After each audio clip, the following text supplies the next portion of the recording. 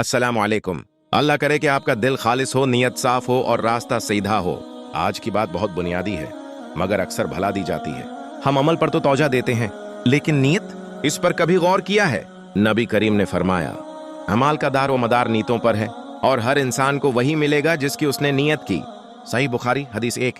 यानी अगर आप किसी की मदद कर रहे हैं लेकिन दिखावे की नीयत से, तो वो अमल काबिल कबूल नहीं।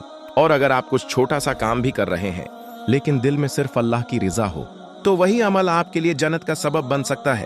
ऐसी नरमी, इखलास और दिल की गहराई तक पहुंचने वाली बातें रोज सुनने के लिए नूर ऑफ हदीस को सब्सक्राइब करें।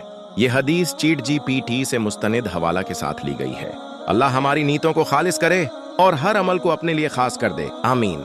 जो शख्स वालिदैन की खिदमत करता है, उनका दिल खुश रखता है, अल्लाह उसके रिज्क में वो बरकत डालता है जो समझ से बाहर होती है।